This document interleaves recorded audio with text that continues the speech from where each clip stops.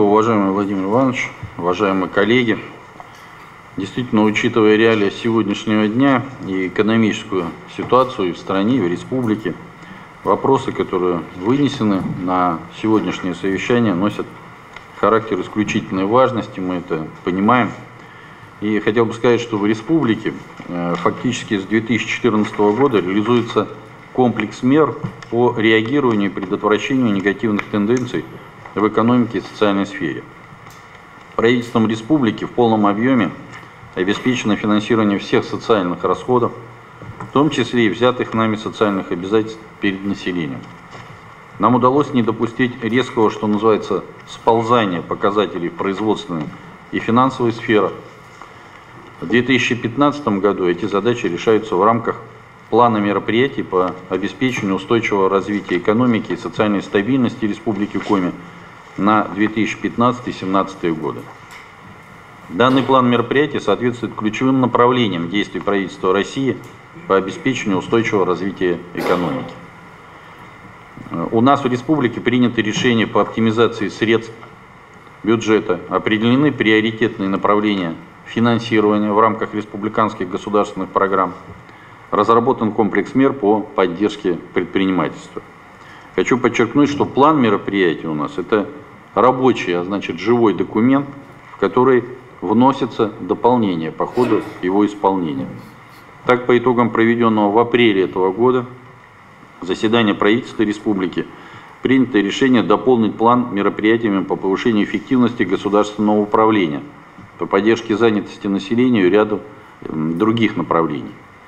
Общий объем финансирования с учетом дополнительных мероприятий в 2015 году по этой программе составит более 17 миллиардов рублей. Хочу отметить, что все стратегически важные документы в республике согласуются в обязательном порядке с общественностью и населением. К формированию антикризисного плана, помимо республиканских министерств и ведомств, были привлечены и депутаты Государственного совета республики, органы местного самоуправления, представители общественности и предпринимательского сообщества. Мы определили для себя одним из важнейших приоритетов сделать нашу работу максимально понятной и открытой для жителей республики. Это касается и реализации майских указов президента, безусловное выполнение которых остается первоочередной задачей правительства республики и органов местного самоуправления. Владимир Иванович отметил уже, что на территории республики выполняются все основные положения майских указов президента. У нас принят комплекс мер, направленный на достижение установленных целевых показателей, и реализуются соответствующие дорожные карты с ежегодным достижением этих установленных показателей. Но, тем не менее, как Владимир Иванович уже отметил, по итогам 2014 года в республике из 40 показателей по 7 значения в полном объеме не достигнуты. И сейчас у нас готовятся и реализуются планы с дополнительными мерами, направленными на достижение этих показателей.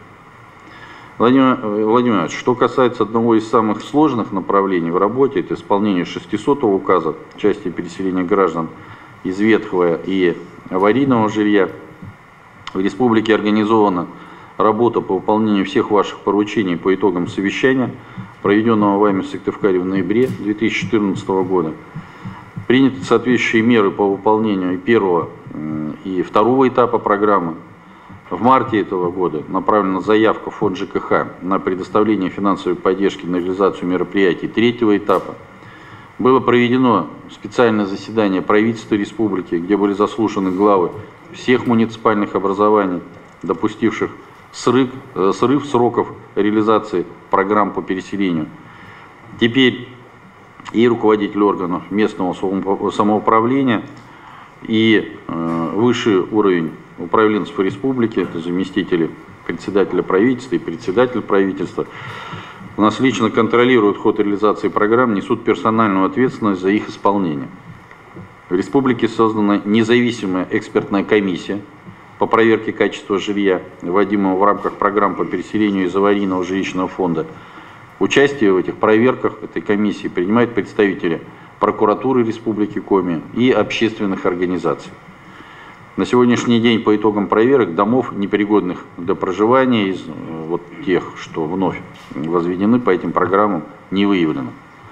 Подробнее и по этому, и по другим вопросам расскажут мои коллеги в соответствующих докладах. И если позволите, то